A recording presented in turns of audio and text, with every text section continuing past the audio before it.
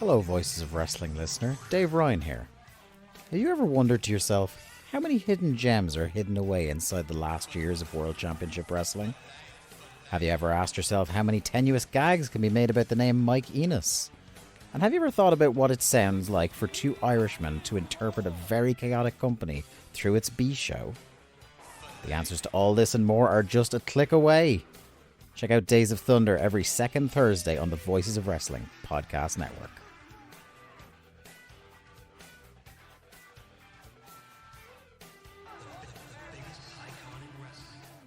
This podcast is a member of the Voices of Wrestling podcasting network. Visit voicesofwrestling.com to hear the rest of our great podcasts, as well as show reviews, columns, opinions, and updates across the world of wrestling.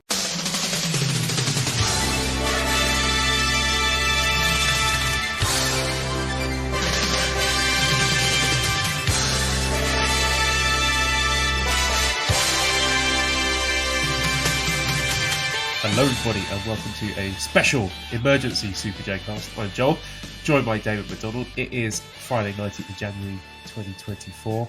This is episode 293 and we couldn't wait, David. We just had to give an in-depth preview of Evil versus Tama Tonga because we didn't do it justice last time. You know what? You got a good point. I'm glad that you finally came to your senses on that.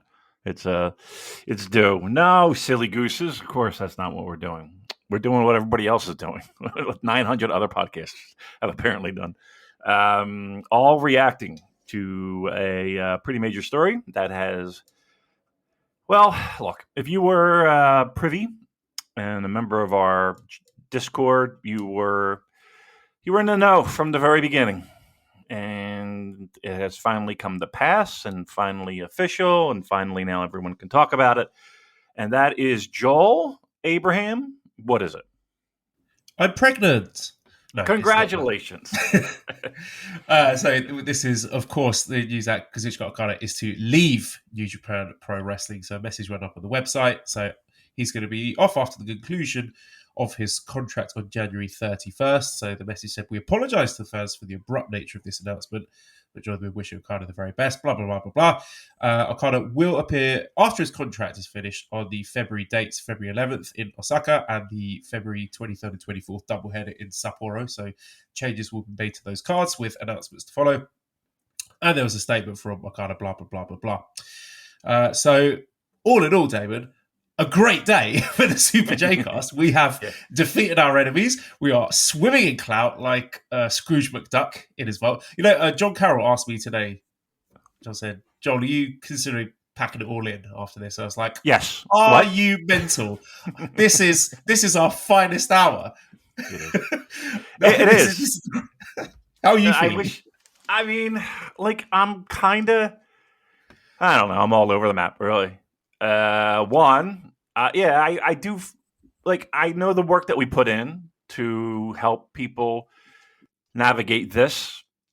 And, and sometimes we can come off as abrasive and sometimes we can come off as a bit jerks.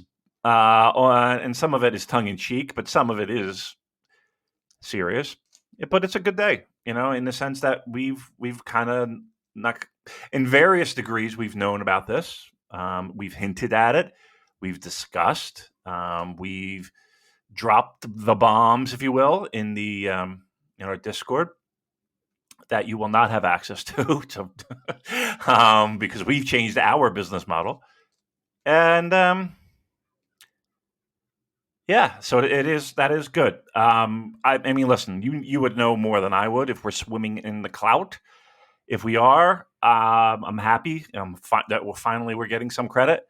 Everything I've heard, they have not mentioned our name at all. They have not even batted an eye in our direction, and that's par for the course. Fine. I am a little questioning, okay, where we go from here, and it's not like we haven't lost major talent, and things like this hasn't happened before. And you can go back from, the beginning of this promotion, from the original Tiger Mask and Akira Maeda and Riki Choshu, and the list goes on, and Shinya Hashimoto, and Chono, Masahiro Chono, and Kenny Omega and AJ Styles, and the list goes on and on. Shinsuke Nakamura, Kushida, you name it. This is arguably the biggest name of all of them, and it's a weird time. It's not like we haven't had this before. If you're a longtime fan of this product, but I guess as modern New Japan goes, and this particular show goes, this is probably the biggest kick in the balls that we've had in since the beginning of the show. Let's be honest. And it's a double punch, right? It is a double punch with Will and Okada both exiting at the same time, and know that is not just a coincidence, right? That is something that we have at times made information privy to our Discord users, and it's just a weird time. It is a weird time. When I woke up this morning and I was seeing the conversation that you were having online with various important pro wrestling type people and the news being official, there was a sense of relief of, okay, we were right all along. We saw it coming since. I mean, when did I drop the old, hey, what is Okada left or whatever? I mean, it had to be like October or September, right? Yeah, we've been saying it for months. Yeah. And then, as we kept going on and on, where there was smoke, there was fire. And we had people reaching out to us and people within the promotion and wrestlers within the promotion and all kind of with various degrees of knowledge. Let's put it that way. And I guess that leads me to this point. Well, you know what? I'll get there because we only have about an hour or so. I do have a concert to go to. The Charlatans are in town, finally. The first time I've ever seen them. And, of course, there's 900 inches of snow. How you feeling? Give me your first impressions, your first thoughts, and what are you thinking, Lincoln? I first found out about this with I think it was Liam put out a tweet. He clipped the audio of me on the last episode we dropped saying, hopefully next week will be a quiet news week so we can do our awards. Then I was like, what's happened here? And then I saw the black and white line mark logo and I read it. I was like, oh no, this is terrible, terrible news. But then the second thought was, wait a minute, that means we were right. So right. The fact that we've broken the biggest wrestling news story of the year. So look, you can keep your little aggregation, your little transcriptions. This is big boy shit. This is the heavyweights, right? No one's got the record. Hot, salty goodness, steaming in our deli, untouchable, unimpeachable. And look, all those people that have been criticising us for being too negative, we told you. We were right. We told you. I looked back at some of the tweets that you had sent out throughout the November, December, January, our famous "the bloom is off the rose" tweet, and I'm looking at all the comments. Tweet. And that's a high bar. That is just one of the greatest moments. And I'm like reading all these comments of this. There's no fucking way this is going to happen. He's married and his wife is more famous, and every fucking thing under the sun of how we couldn't possibly be right. We couldn't possibly have this information correct. We couldn't possibly. And yet again, here we are, post apocalyptic news. Another one in the right column, and it, to me, it's almost boring. I gotta be honest with you, it's almost boring. Yeah, we're tired of being right all the time. We'll take those Pyrrhic victories. We'll take that victory lap because this is why the podcast has gone as long as it has, because we're both incredibly small, petty men, motivated primarily by spite. Yep. You see that, Antonio? Well, yeah, you did. I know you did. Alejandro. I'm sorry. What did I say? Antonio. Antonio's our boy. Yeah. Oh, just in tatters right now. he's like a win. Boo's killed him. Boo's absolutely destroyed that guy. Boo's the best. I mean, what a gun to have in a holster. Boo's is like our Paulie from The Sopranos. Oh yeah. Just doing the old 2-finger thing, pointing. It's I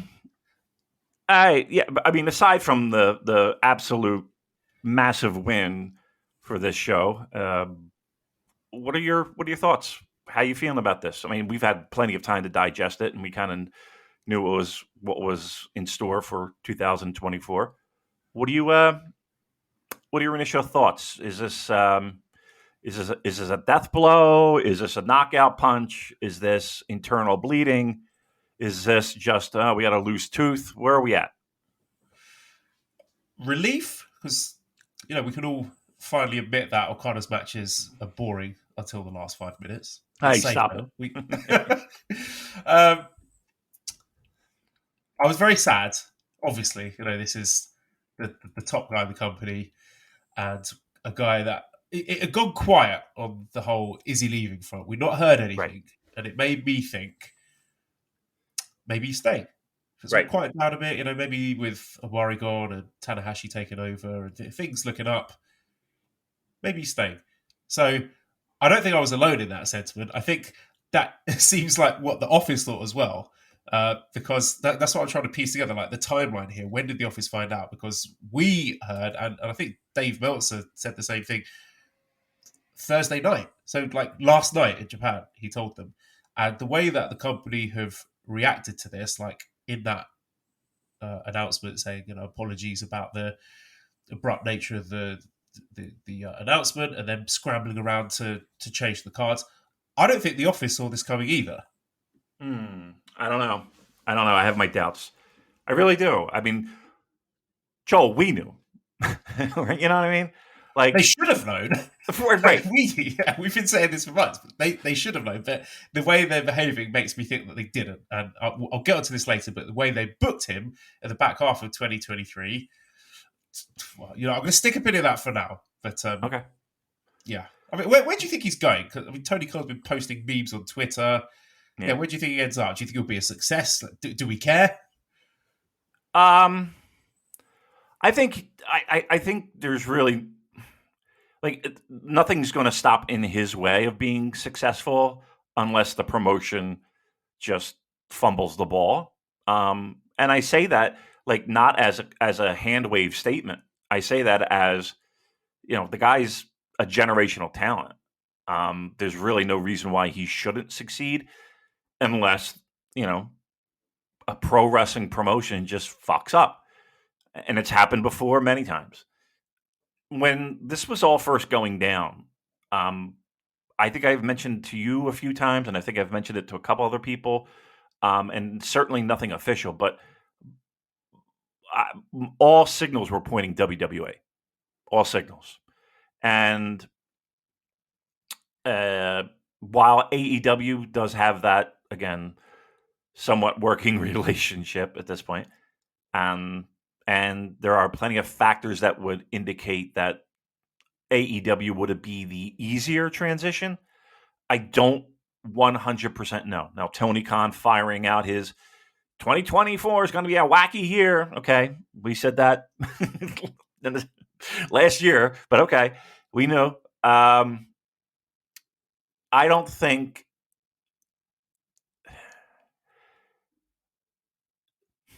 my gut says WWE. My head says AEW.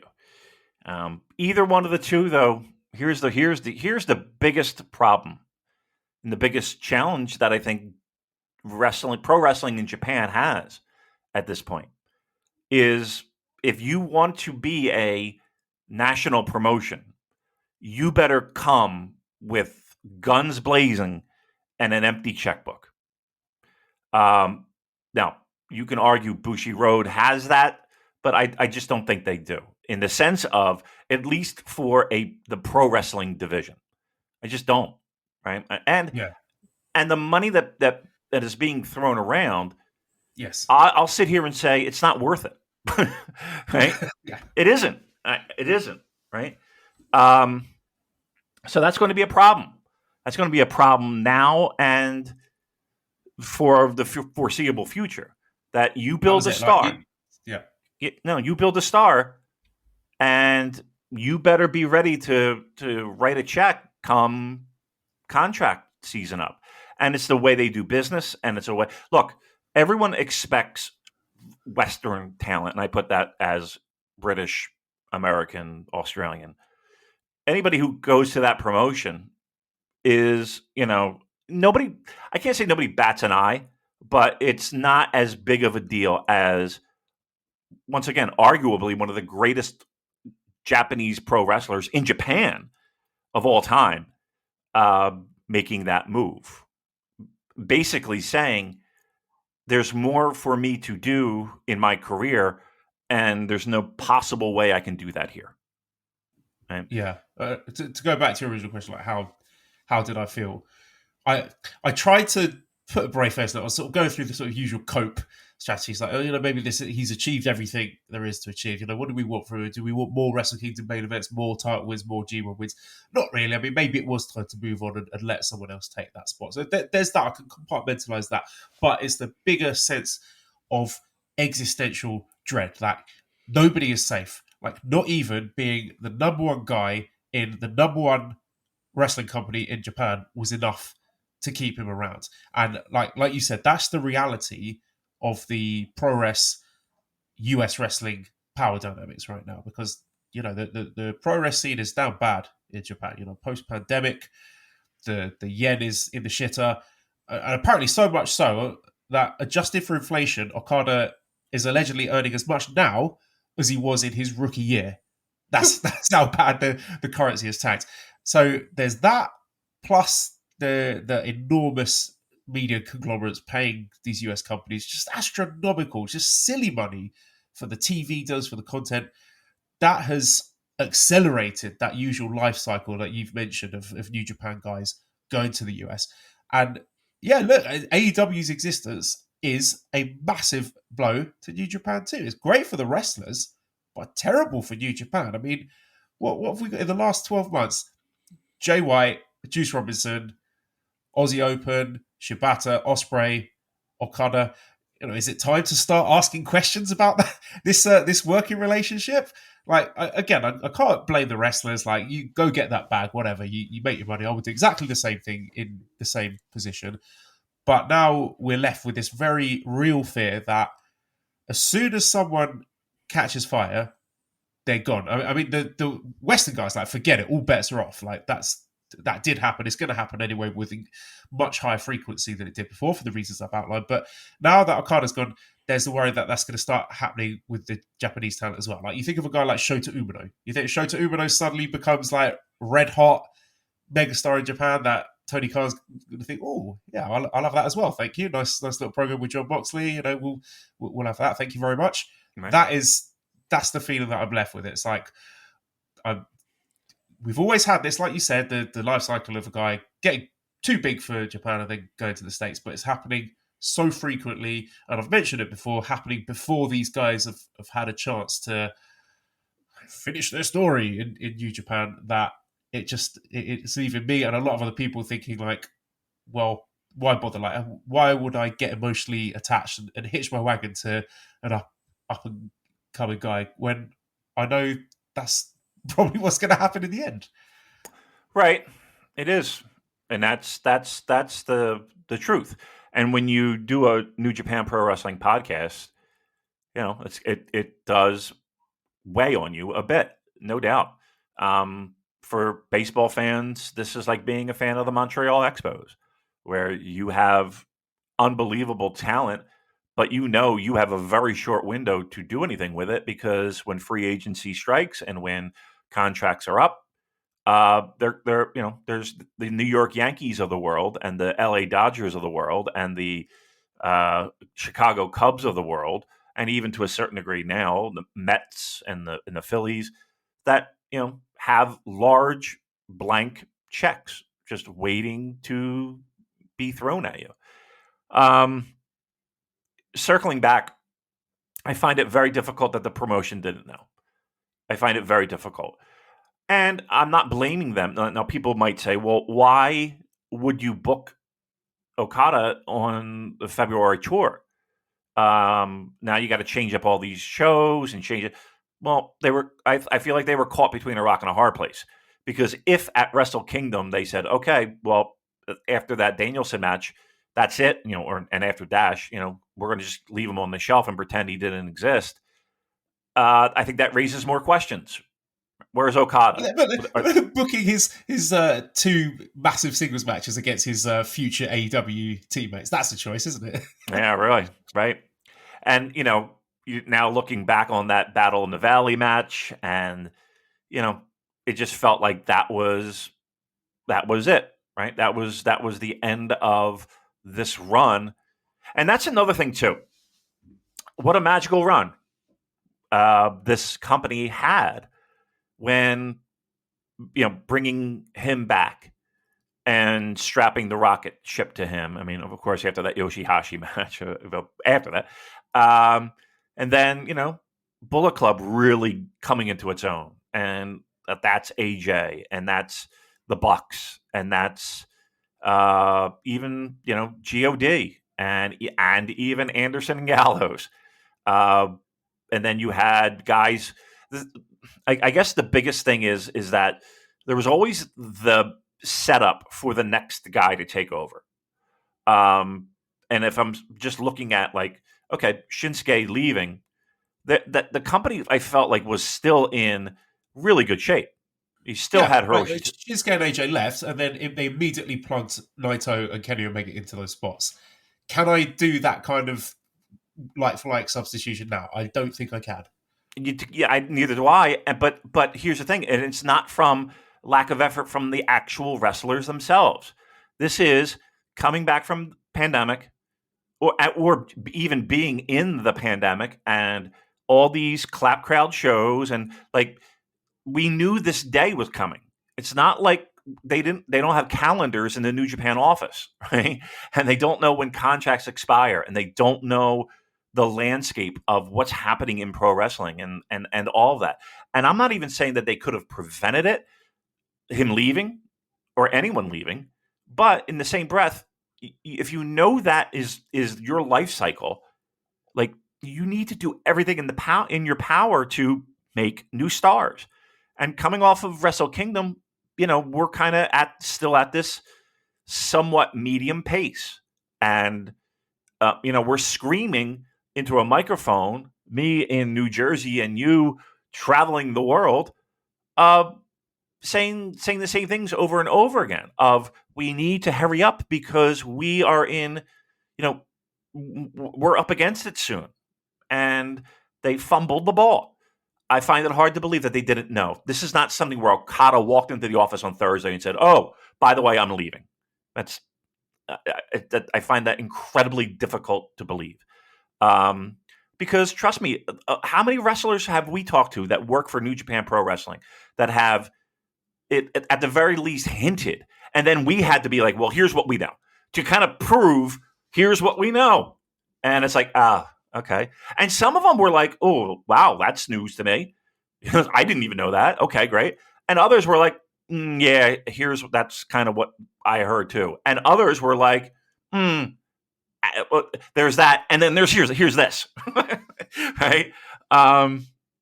They had to have known. I can't believe that they couldn't.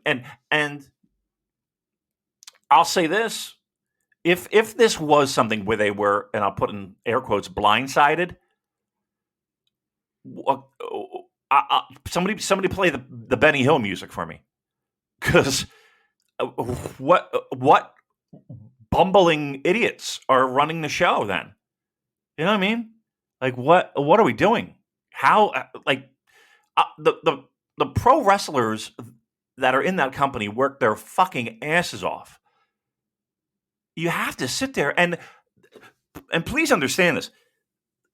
This Okada thing is a big picture kind of thing of what this promotion is at this point. And I'm trying to really not kick a promotion when they're down, but like all the stories that we hear and all the missteps and all the fumbles and all the what are they doing? Really left us with a real sour taste coming into the year. And it's almost, you know what it almost feels like? It almost feels like you knew you were breaking up with someone. And it was just a matter of, okay, we just got to get past Christmas and then we'll break up. And then, we don't want to disrupt the family Christmas. Right. That's what it kind of feels like to me. So anyway, to me it feels like what one partner is thinking, oh, they'll get over this. That's what it feels like to me. Like one partner, i.e. the office, were in denial, and the people that I've spoken to have indicated that, like, maybe they thought with Tanahashi at the head that everything would be better now and Okada wouldn't leave. And then again, just by the fact they've been scrambling around, changing matches, changing things, I think they thought he was going to stay. But you're right. Like, I think now, in retrospect, the booking of Okada in the back half of 2023 that's unforgivable for me. Like, I was right about Wrestle Kingdom and the back half of 2023 and the speed at which the young stars are being pushed. And I'm not saying, like, we didn't necessarily have to have one of them, like a Tsuji or a Uemura or an Umino, beat Okada in a singles match or a title match or whatever. They could have at least properly pushed one of them, to decide, okay, who is your guy? Push them properly so that there is a clear next guy. So that when this happens, okay, Okada's gone, but we know Shota's the guy. Like, we're in good hands. And you can do that kind of mental substitution, Okada out, Shota in. But they didn't do that. And, I would have liked either Okada or Ospreay, or maybe both, to put over one of these guys. That's just wow, me. wouldn't that be great? Or at least, right? How's this, David? Have Okada wrestle some of them. Maybe wrestle one of them in a singles match. Okada versus Tsuji? Nope. Okada versus Shota? Nope. Okada versus Uemura? Not since he was sent off for his excursion. None of that. Especially when we started the year with this Okada hates the kids gimmick. Like, to me, that is a massive fumbling there. And I don't know, I think it's too late now. Like, do I want to see one of those two Sapporo matches, Okada versus Umino plugged in, where, No. we're crowbarring in an Umino win? I don't know. That would just feel unearned, inauthentic. I think they had the opportunity to build to that in an authentic way at the back of the last year, and they didn't. And it's too late now. And look, we cannot fuck around with these kids now. One of them needs to win the title. One of them needs to win the G1. It is red alert here. It is emergency. All hands on deck. We cannot be pissing around with, Naito, Sanada, Evil, Finlay, guys like that in the main event scene. We cannot afford to do that. I agree with you 1,000%. The problem is that if it doesn't work, you're fucked. Right? Like, if you pick that person and it doesn't work for whatever reason, you're fucked. Because they did it with select few people. Absolutely. There is a small bit of history that's there where they can do that. But look, it doesn't necessarily mean that it's a 100% guarantee. And if we had a little pre-planning, we could say, okay, this might not be working with this one. And maybe that's what they were trying to do, incredibly slowly, but maybe that's what they were trying to do to get to this point. But it's like now it's okay. They're forced. Their hand is forced to do this, and we don't have the luxury of it not working. We don't have that. Like, if it didn't work last year, okay, maybe you pivot to somebody else.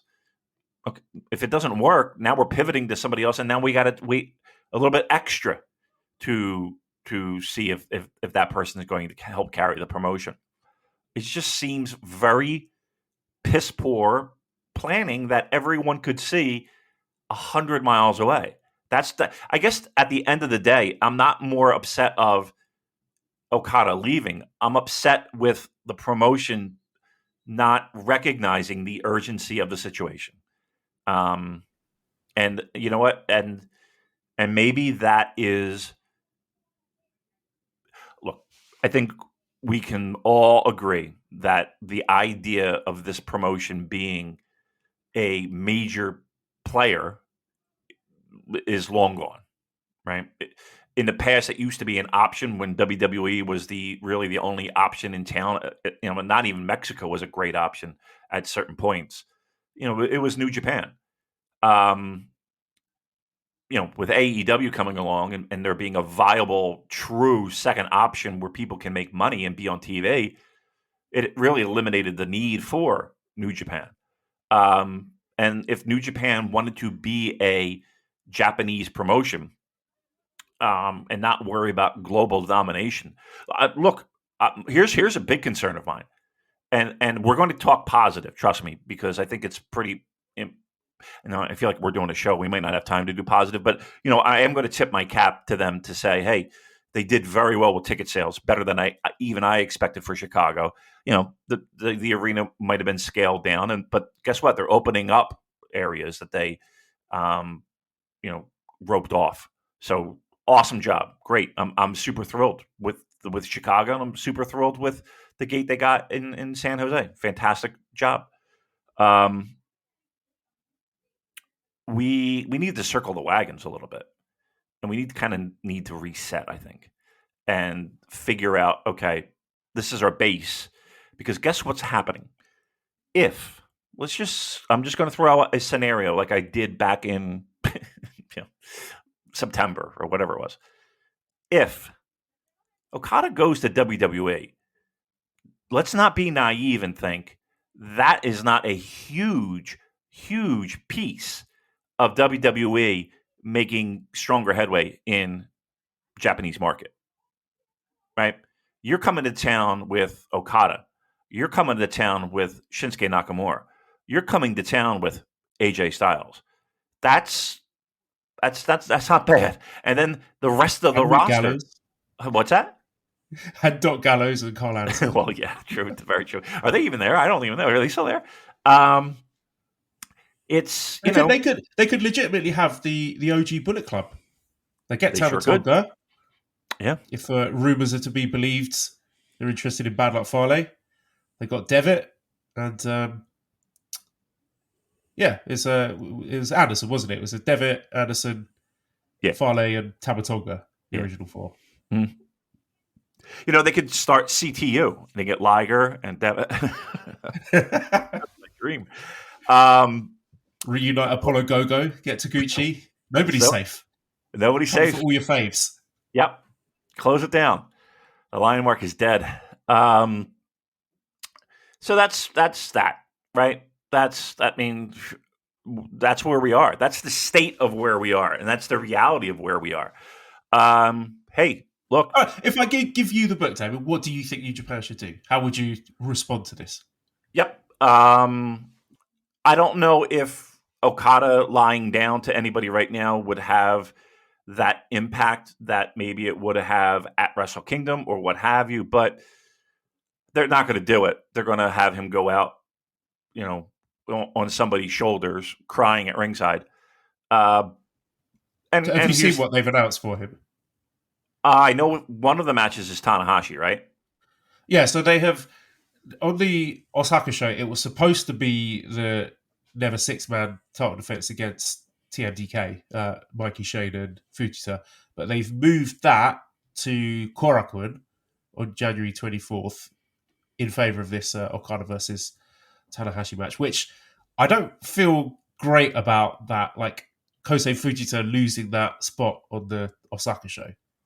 I don't feel good about that at all. Maybe we're going to get a huge upset where Fujita sneaks an inside cradle on Okada and wins those six-man titles, but I'm not holding my breath for that. But yeah, when it comes to those two final matches in Sapporo, I'm expecting like a chaos six-man tag match. Everyone's crying, everyone's hugging. Right. Yep. Yeah, that's what we're getting. And I'm going to say this, that I feel like Okada has earned that right to wrestle Hiroshi Tanahashi one more time. Like, I feel like I'm okay with it. Like, the idea of Okada's got to put somebody over as he walks out the door. I think we're past that point. Yeah, Like, It's too everybody late. knows he's leaving. Everybody knows let's just celebrate him for a couple of matches. I got no problem. Do the matches. Hold your nose. Do the matches. Bye. Yep. And again, let's celebrate. Let's celebrate what that man has done for New Japan Pro Wrestling. Like, I'm okay with that, and I think that's a good thing and a cathartic thing and a good way to say goodbye. Thank you. We love you. You think Tanahashi wins that? No, I don't think that's a credible outcome here. I don't think Tanahashi wins. No, I don't. I don't think he should. It will be he's fallen I apart. would like to. I think he. The president beating the top guy that's leaving the company. Listen, if you're ever gonna play Dusty Rhodes, now's the time to do it, Tana. Fucking have that bastard lie down for you. No, let this be the celebration tour. I got no problem with it. Now, after that, we got to pick the one. We got to pick. No, we don't have to pick the one. Let's pick two. Let's pick three. I don't care. Yeah, two. One guy's got to beat Naito for that title at some point, and the other guy's got to win the G1. Right. And new era, and actually mean it this time. Yeah, we got to start somewhere. And I know the idea of, he'll probably lose, and then the story is, but we don't have time for the fucking story. I'm sorry, we just don't. Let's just go. So that would be it moving forward. Like, here's a question: who picks up that mantle of, okay, I need a great match out of somebody. I need a main event great match. Who's picking up that mantle? You literally You mean the mantle of fucking about for 30 minutes and then having a great 5-minute match? Okay, right. Sorry, no, I'm memeing. I don't mean that. How dare you? But seriously, I mean, you got Will going, who for the past 2 years has been untouchable, and then you got, a guy who just forever, what feels like forever, has been just a cornerstone of giving you great matches. That epic title run was one of the greatest. That feud, both feuds, the Kenny Omega feud, the Hiroshi Tanahashi feud, like even the Shibata feud, like there's just been so many great moments. Like, who's carrying that? Who's delivering that? And let's be honest here, that's what brought a lot of people to the table with this product, was the fact that I'm going to watch some really great pro wrestling. And I'm not saying that they don't have a talented roster, because they do. They lost two of the best, not just the best this year, the best in the past 10 years. And before that, they lost a guy who arguably was one of the greatest pro wrestlers of the past 2 or 3 years, right? And then before that, one of the, they really, and let's not forget how, I mean, it hasn't ended well, but even Kota Ibushi, that scenario, there's another great talent that they fucking fumbled. Jay White, your mileage may vary on Jay White, but let's be very clear here. That guy was head and shoulders above a lot of what we're seeing. Kenny, of course, right? Like, the list just goes on and on and on and on, and you're like, okay, we always had somebody that would pick up the slack. Who's picking up the slack here, Joel? I think, and I mentioned this on the last pod, Shingo. People might scoff at that, but he is, I think, your last sort of top work rate guy of the current what I would class as the old guard. He's a guy you could have him win New Japan Cup, maybe even win the title, and just set him up as the guy who's like the feast for crows. It's like, right, there's this power vacuum. I'm the one taking control here, and he becomes your unstoppable champion for a bit to be then dethroned by one of your musketeers. Okay. Can I throw out another name? How about, and we really do it, like we really find a way to make this guy more insufferable than he already is. How about Zach? Yeah, he was very high up on the list as well. You know, like he's a funny asshole. You know, he's a smart ass, but like we need for him to really do something completely fucked up, right? To help get over the fact that he is a problem, and we need somebody to fix that problem, and that'll help rocket ship the rest of them, right? Whoever you decide to pick. But if you said, okay, Damon, here's the book. What do you do? I might say, okay, Zach is my guy. Zach is the guy. Shingo, absolutely in the mix. Shingo's 40-something years old, isn't he? Isn't he like 40? That, look, you still have Hiroshi Tanahashi. I know that's preposterous to say. You do still have him. We were waiting for ELP. That never really fucking materialized, has it? No, he could go. He could go. They're both of them. I mean, they're fine with the right opponent. They could be elevated to a very good match, but I can't do it now with all these. Yeah, like, and this is the weirdest thing to say, but like because that was never a problem in it. Get right. We turn our name. A guy who I think you could. Now, I don't want to make the comparison with Kenny Omega because I'm saying this guy is as talented and has got the same ceiling as Kenny Omega. But if you say bad luck Tito, I'm going to fucking bad Tito. No, but going from a Bullet Club Junior to hopefully something bigger than that. How about Driller Maloney? Whew. That's a long shot, isn't it? I mean, if it hits, you struck gold. I don't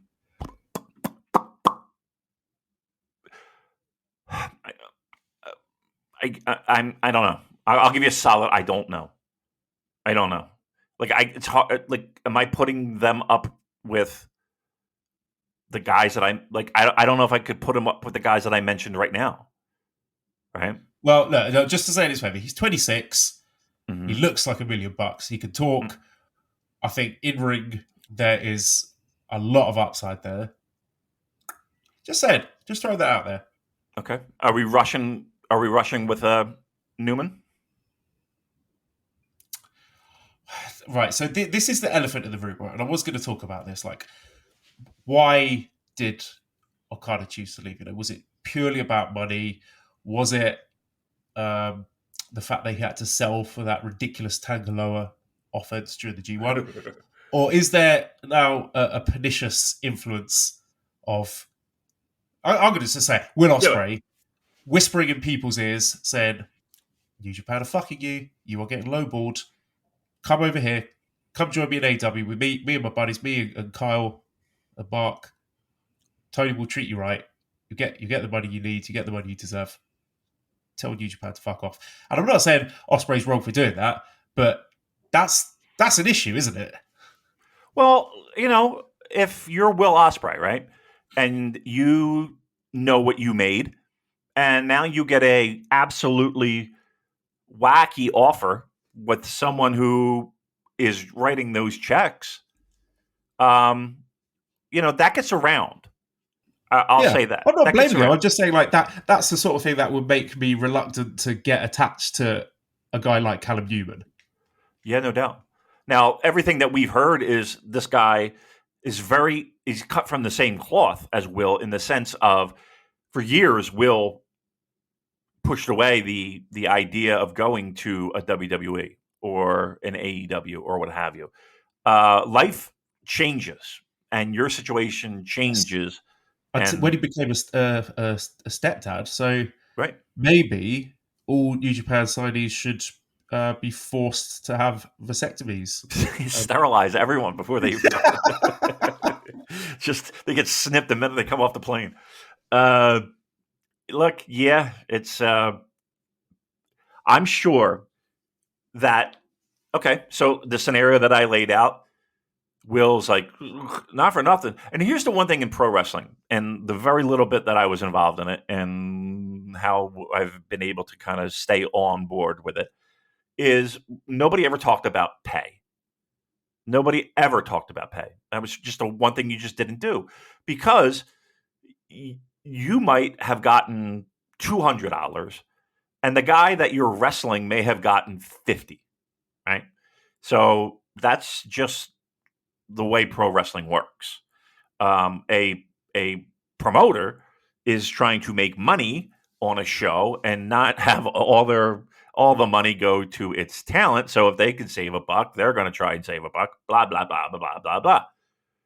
Will, when you start talking about money, you just need one person to kind of start that conversation, and then the snowball effect occurs. And I would not be surprised. Well, look, let's put it this way: the Bloom situation. I think you could put two and two together here, right? I'm not saying Will gave anybody a number or set up a meeting or did anything. Not saying that at all. Who knows? What I'm saying is that it would not shock me for him to be like, this is what I got for my years at New Japan. And, maybe having people giggle at that number because from what we were told, pretty undervalued. Pretty undervalued. And then getting a nice big fat sum and showing that off to other people and saying, hey, you know what? Not for nothing. My income went up tenfold. You don't think Okada's looking at that and be like, well, I wonder what I could do. I wonder what I could make. I wonder how I could be set up financially for the rest of my life. I wonder how I could be a bigger star.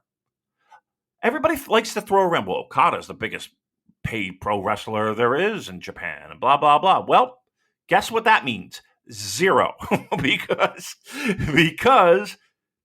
he's getting the money now. He's getting serious money. And if what you're saying is accurate, which I have no doubt to believe, that with the price of the value of currencies, he's making what he was making when he started. That's preposterous. Like, that's just fucking crazy to me. And if that's true, look, they're friends. Look, you have friends, right? That might be in the same profession. You mean to tell me you're going to be like, hey, look, I'm talking to this fucking other place and they're offering me this, dude. So if I get in here, come on, I'll get you in. Right? Just the way it happens. And who's going to turn down? Nah, we're going to pass on Okada. What? That ain't happening. No, yeah, I mean, of course, that's one of the realities of business, and I'm not faulting it. That's not a criticism of Osprey. I'm just saying that is something that we as fans are going to have to keep in mind when we are hitching our wagon to the next guy to bring it full circle. You were asking about Callum Newman. That's why I'm scared of Callum Newman. Yeah. Okay, let me throw another question at you. Do you think there would be any value in New Japan attempting to raid other pro wrestling companies? Go after a Kiyomiya if they're not already doing it, or Nakajima, or Kento, or whatever. Because personally, I don't. I think they've got enough talent in their roster that if they just book them properly or book them more effectively, that they could do better than they're doing now. Like for pro wrestling nerds like us, that might be really cool. I guess I'll just ask just a complete bare bone, I know really nothing about pro wrestling question back to you. Is signing Kenta Miyahara, is that going to I guess my question is this: why can't Kenta Miyahara do great things in All Japan? I guess, you know what I mean. Like, is the platform, and it probably is, but is the platform that much bigger in New Japan that he's now this mega superstar on the level of Okada? Why is he that now? Is that just a matter of a big fish in a small pond, or is that something Yeah, else? I think, if we get that great AEW exposure, David. Yeah, yeah.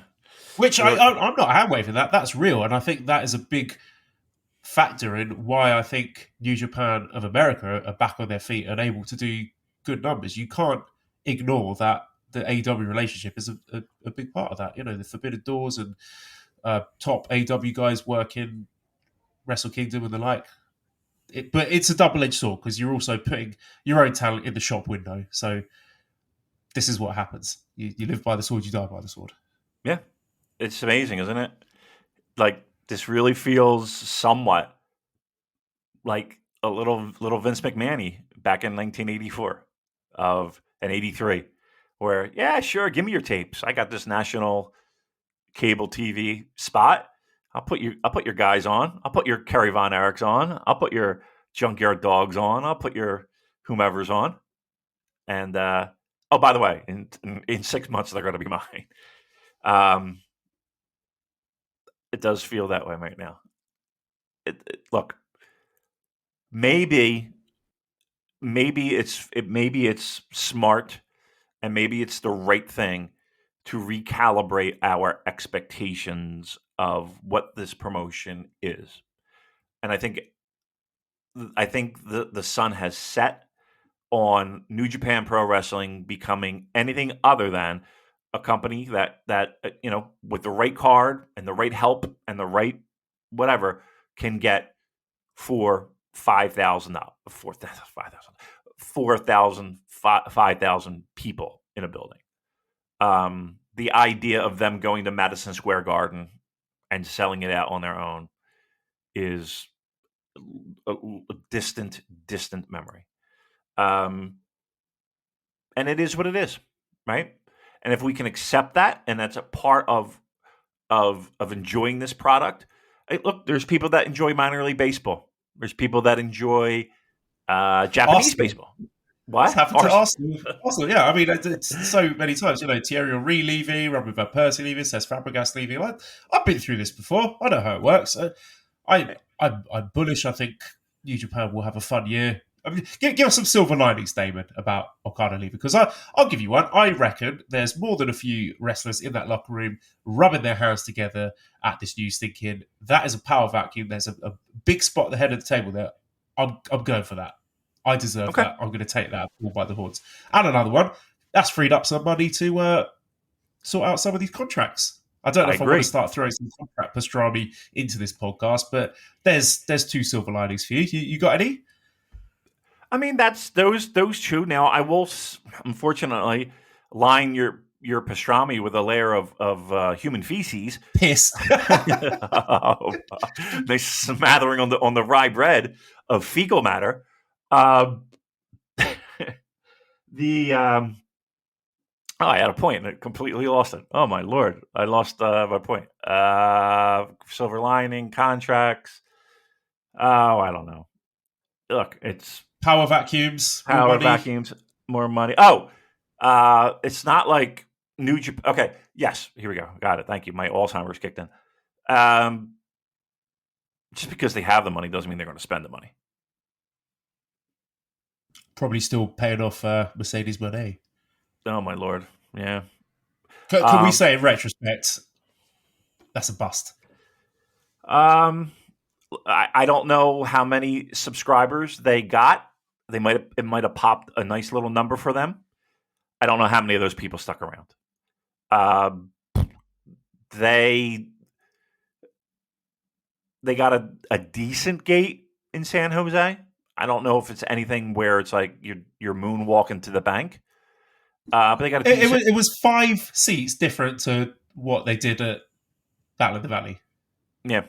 Well, and truth be told, Battle of the Valley was pretty stacked, right? That's pretty stacked. So, I mean, if it's on the back of her, then okay. For one show, we did good. We did real well. And she got hurt.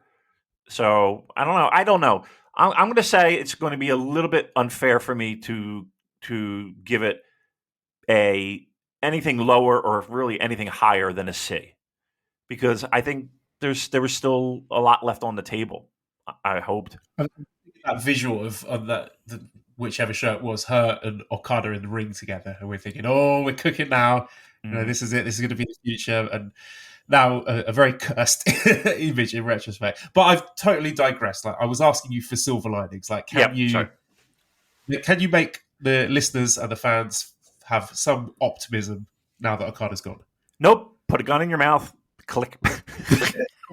It's over. It's over. Real. No. I will say this. One, this has happened before many times, right? In the history of this promotion, in the 70s, in the 80s, in the 90s, in the 2000s, and here today, right? So, and this company has bounced back before, and we've risen from the flames. So understand that. One, we're not going anywhere. Two, yes, what this does is this opens up a very wide chasm for people to take the ball and run with it. Once again, we have lots of talent. Let's see what they can do with it, and if the promotion doesn't fuck it up, right? So we do have a real solid core of young guys that can hopefully pick up and keep moving in the right direction. Three, it feels as though we do have at least some direction. We're not just spinning our wheels aimlessly. And four, we do have talent, and we mentioned with Shingo and Zach, and to a certain degree, and I know people might scoff and just be like, "What the fuck is he talking about?" Even a guy like Great O'Khan, this might be the best thing that ever happened to this guy. Great O'Khan is going on a run. Official. You heard it here first. Oh no. There are people that could, if given the opportunity, I truly believe, become something special. And I will say this. Henare, let's give him that back. Henare. He fucking hates America. He's not going to betray us. Hey, I like America. No, I think, but those are the guys that need to step up, and it would be awesome if a guy like David Finlay could step up, right? That would be really good. How about a guy like Gabe Kidd could step up, or there's plenty of guys that can and should be given new opportunity, and that's a good thing, right? Because now you're going to have a bunch of hungry wrestlers looking to fill that void. Now, again, on paper, can they? I don't know. How about this? There's a guy that is very underrated in these conversations. I feel that may have taken a back seat this year, or this past year. How about a guy like Taichi? Am I out of my mind? No, you're not. Like, he seems like a guy that obviously has taken multiple levels and has grown and and he feels very popular, and he feels like a guy who at one point was really on the verge of something special, and then for whatever reason, Just Five Guys just kind of feels like he's fizzled a bit. How about him? How about him in a more prominent role? Run to the New Japan Cup final. I'm just throwing names out there, and I'm sure there are others that I'm missing. But look, so there's your silver lining. If that's what you're looking for, that's what you're hanging your hat on today. You're hanging your hat on of, we have guys in this promotion that truly can fucking go. If given the opportunity, okay. There's two big wide open doors for you to walk through. Let's see what you do. I should point out, for those people who like to pretend that New Japan and wrestling has any influence on Bushiroad stock. Bushiroad stock not affected at all today, not in the slightest. But there's still some people who will be spinning that hamster wheel in their brain, trying to contort ways in which that somehow those two things are connected. They're not. What about Naito's thinking now? What was I? Yeah, you know what he was doing. What was I thinking? He should have been out the door long ago.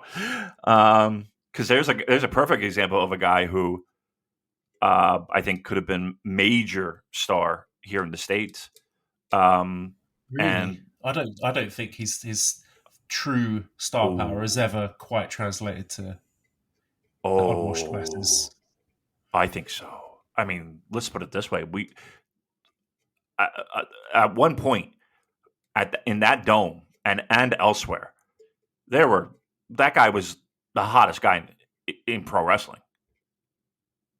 That Wrestle Kingdom, when he lost to Okada, that match was that 3 count was the beginning of the end. Yeah, I agree.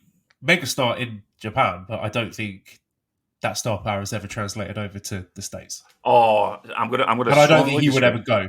No? I think he's one of those sort of unicorn wrestlers who is that brilliant mix of being an amazing wrestler, very charismatic, got that great crowd connection, and also has absolutely fuck all interest in going to the USA. And that's what New Japan should be trying to sniff out. Guys like him and Zach and Hinari, just guys who are not going to go to the States. So there you go. Yeah, I think, but I'm going to disagree. I think he could have been massive. And I would argue that at that point, I don't think there was from a Western fan perspective, there is no one more popular than him.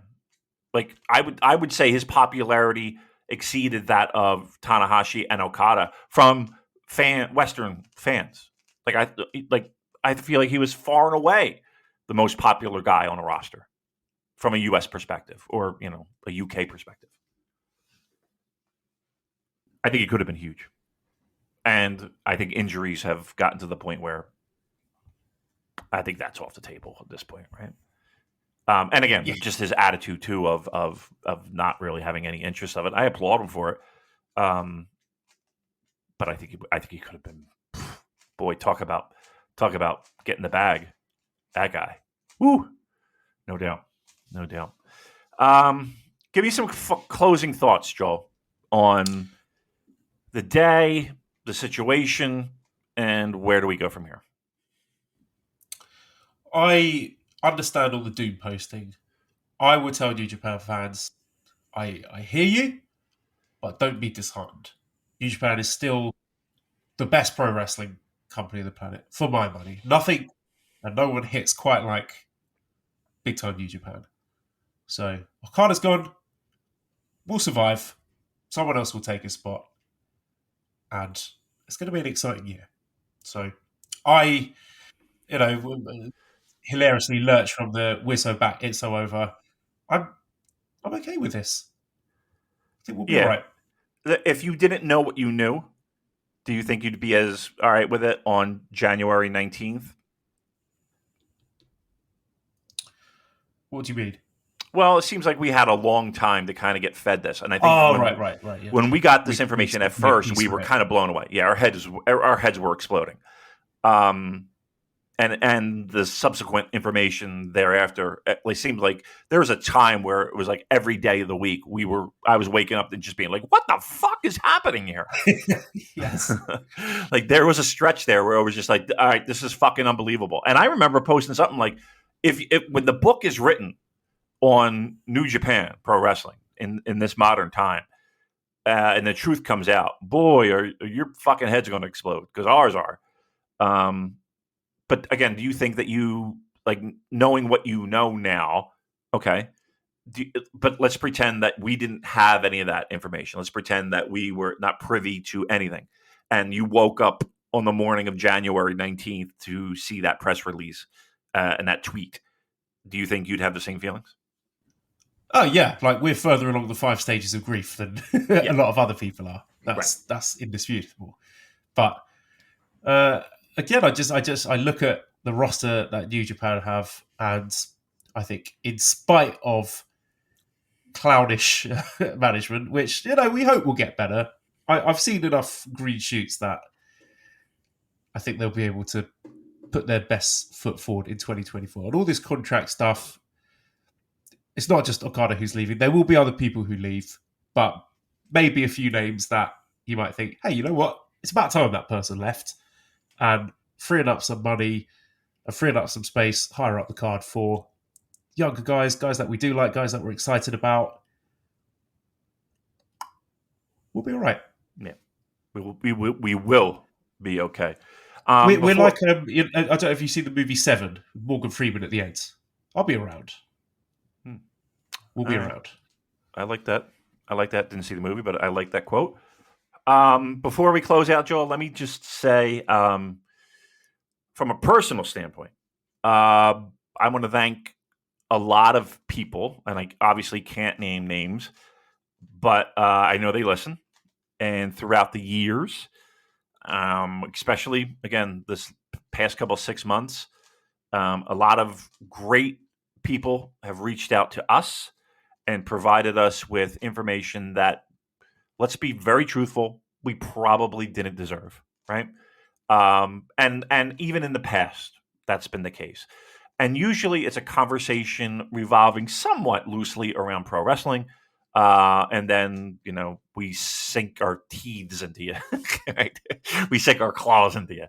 But I wanted to thank them.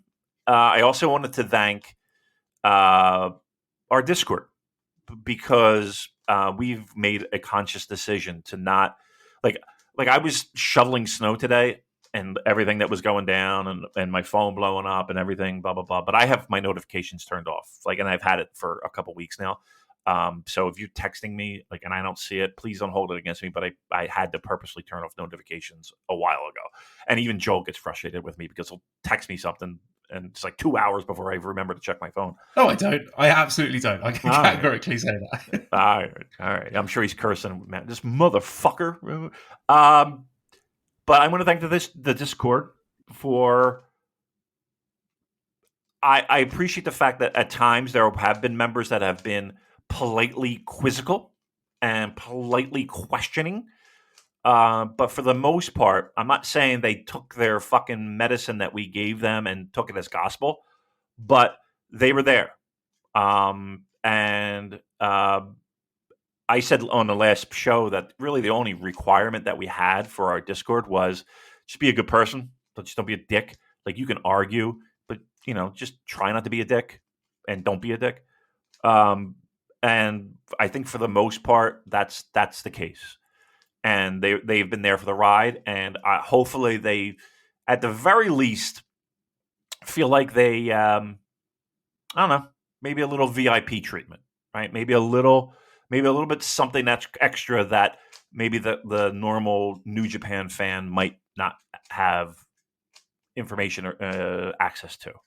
So again, thank you for our sources. Thank you for the people that we talk to on a daily basis, weekly basis, etc. There's been some that have been there for a long ride, and there's been many changes, but we're still able to keep that connection, and I do appreciate that, and we've made new ones along the way.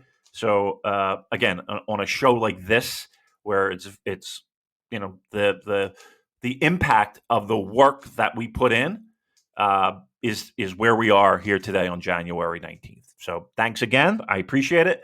And I know, I think I feel safe in saying that Joel feels the same. Yes. And I would also like to say to listeners, if you, particularly those in the Discord, and those of you listening now, if you enjoy what we do, you enjoy the scoops, analysis, give us some money. redcircle.com/shows/super-j-cast. Might I suggest $5 a month? That'll do. All helps. That'd be nice. But like I said at the start, there's no one else giving the level and the depth of coverage that we do.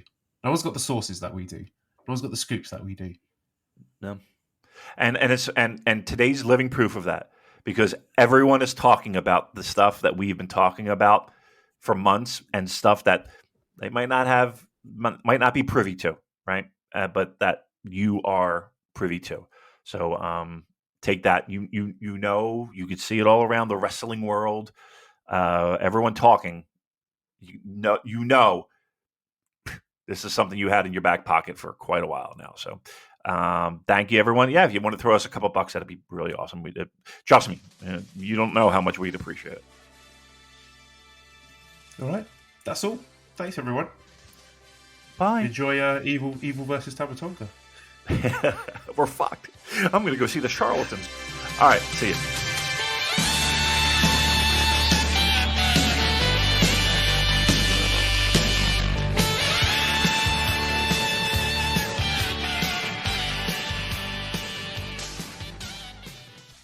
Hello there, everybody. It's me, Garrett Kidney, the co-host of You've Got to Be Kidding Me on the Voices of Wrestling Podcasting Network. And I am Liam Jones, my full name, and I'm also a part of the Voices of Wrestling Podcasting Network as a co-host for You've Got to Be Kidding Me. We are a TNA history podcast that covers TNA 1 month at a time. We cover all the drama, all the matches, all the Vince Russo nonsense you could ever want in your life. Have you heard of TNA? I bet you have, but would it be funnier if two people made jokes over it the whole time? Probably. So if that sounds like fun to you, check it out on this very Voices of Wrestling Podcasting Network, and Liam will do bits and whatnot.